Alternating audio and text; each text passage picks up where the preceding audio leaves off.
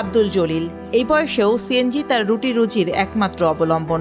সকাল থেকে গাড়ি নিয়ে বসে আছেন গ্যাসের আশায়, কিন্তু ঘন্টার পর ঘন্টা অপেক্ষার পরেও মেলেনি গ্যাস। অপেক্ষার দীর্ঘ লাইন যেন থামিয়ে দিয়েছে তার দিনের আয়ও।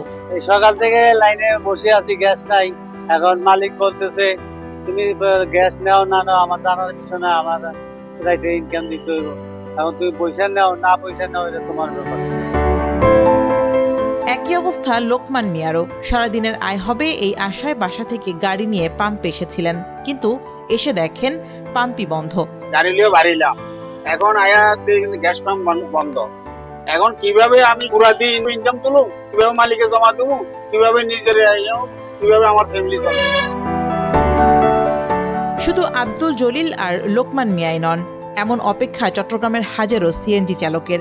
গ্যাসের অভাবে গাড়ি চালাতে পারছেন না তারা, ফলে একদিকে উঠছে না মালিকের জমা, অন্যদিকে কমেছে দিনের আয়ও। সিরিয়ালে দাঁড়াইছি গাড়ি নিয়ে। এখন আমার পরিবারে আছে আমি সহ 5 জন, আবার কোম্পানি আছে, কোম্পানির তখন গ্যাসও পাইতেছি না বা টাকাও রোজগার করতে পারতেছি না। তখন পরিবারের কিভাবে খাওয়াবো এটা চিন্তা করতেছি। রাত 9টা থেকে লাইন দিয়া বহু 60 টাকা গ্যাস পাইছি। গ্যাস পাওয়ার পরে প্রেসার কম, অল্প একটু গ্যাস পাইছি। 12টা পর্যন্ত চালাইছি, গ্যাস শেষ। সকাল থেকে সিরিয়াল দিচ্ছি, এখনো গ্যাস পাইতেছি। এখনো 4টা বাজে, এই এর মানে এখনো গ্যাস পাইছি। দিনের 11টা বাজে গ্যাস সিরিয়াল দিছি, সবাই গ্যাস পাম্পে আইছি। এখন কয়টা বাজছে? কোথায় ভাত, কোথায় পানি, কোথায় গ্যাস, এটার খবর কেউ নেয় না। এইভাবে কি দেশ চলে? চট্টগ্রামে গত কয়েকদিন ধরে আবারও তীব্র হয়েছে গ্যাস সংকট। এর আগে গত 6 আগস্ট থেকে গ্যাস সরবরাহ কিছুটা বাড়লেও 11 আগস্ট থেকে আবারও কমতে শুরু করেছে।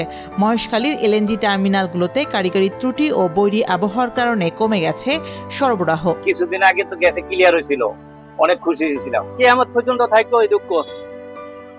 আঙ্গ দুঃখের শেষ সীমানা নাই। কোম্পানি ইনকাম মানে না, গাড়ির গ্যাস পায় না, চুলায় আগুন জ্বলে না, ঘরে বাজার করতেই না।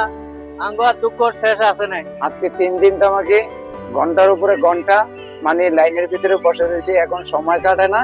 সেই জন্য মানে আমার নাতিরে নিয়ে সময় কাটাচ্ছি। সোমবার থেকে একটু একটু আসছিল, গত 2 দিন ধরে টোটালি বন্ধ। এখন আবার যদি গ্যাস আসে আমরা গ্যাস দেবো। লাইনে এখন কোনো গ্যাসই নেই। কর্ণফুলী গ্যাস ডিস্ট্রিবিউশন কোম্পানি লিমিটেডের তথ্য অনুযায়ী চট্টগ্রামে প্রতিদিন প্রায় 350 মিলিয়ন ঘনফুট গ্যাসের চাহিদা রয়েছে, কিন্তু 12ই আগস্ট সরবরাহ পাওয়া গেছে মাত্র 210 মিলিয়ন ঘনফুট। অর্থাৎ চাহিদার তুলনায় ঘাটতি প্রায় 140 মিলিয়ন ঘনফুট। শতাংশের হিসেবে এই ঘাটতি প্রায় 40%।